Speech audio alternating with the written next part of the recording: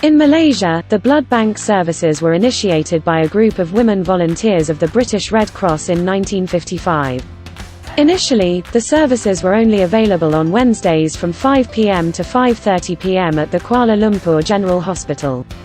In this initiative, blood from a total of 25 to 44 donors were collected every month.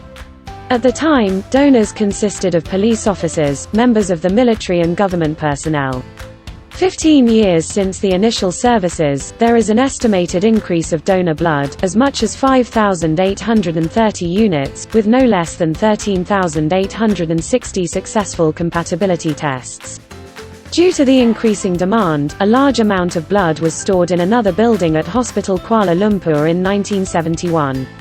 The building is now known as the National Blood Service Centre, which was inaugurated in April 1972 by the Director General of Health, Ministry of Health. The National Blood Service Centre was placed under the supervision of the Ministry of Health Hospital.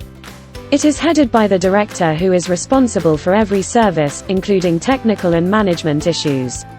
Ever since 1975, the Blood Services Centre has played an important role in the standardization of blood work procedures, methodology, reagent, and blood bank equipment in all the newer buildings in the country.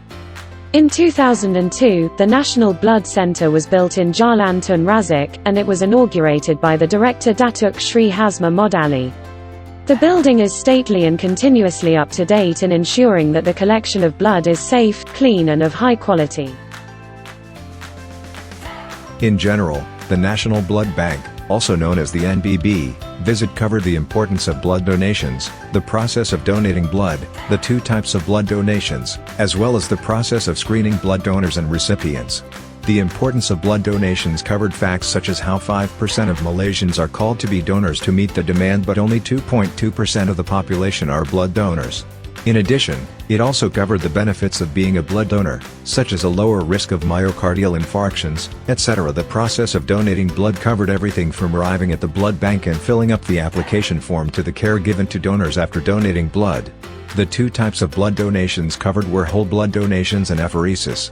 Whole blood donations, just as the name states, is donation of every aspect of the blood, thus, donors can only donate every 3 months.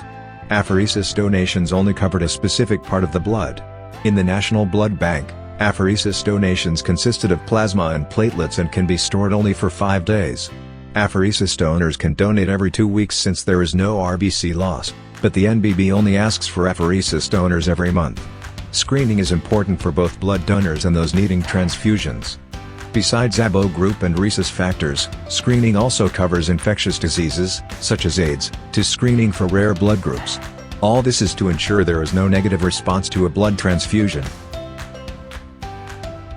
The National Blood Service Centre is important for creating and maintaining safe blood donors, providing blood and blood components that are safe and adequate, maintaining appropriate screening procedures, and storing blood and/or blood components in accordance with international standards.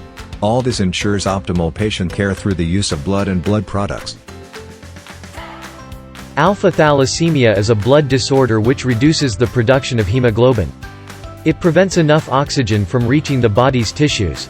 Affected individuals will have a shortage of red blood cells, also known as anemia. There are two types of alpha thalassemia.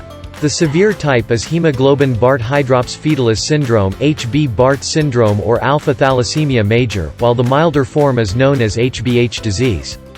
The National Blood Bank helps to obtain and ensure a safe and adequate blood supply can be provided to the hospital. 80% of blood comes from campaigns run by the National Blood Bank, while 20% comes from the National Blood Bank Center. The NBB also does screenings for HIV, hepatitis, syphilis, and the cross-matching of blood types. At the National Blood Bank lobby, posters and brochures that were prepared and readily available to provide information regarding the services provided by the National Blood Bank, the diseases banned from blood donation, the consequences of bad phlebotomy skills such as hematoma, etc. One of the blood donors was a soldier, who seemed very at ease with the whole process. In addition, professional nurses were present to serve blood donors. Along the bench in the middle of the blood donating room, there were different types of blood collecting tubes, such as the red, purple and gray tubes. There were also two different types of machines for whole blood donation and apheresis. A number of patients were undergoing apheresis donations when we visited. The function of the apheresis machine is to withdraw the plasma and platelet from the patient as well as return everything else to the patient.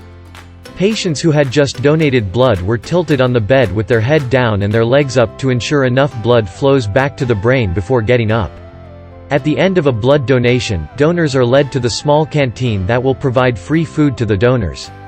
Before we left the lobby, a professional healthcare personnel, carrying a small red box, from a hospital arrived to get blood from the National Blood Bank.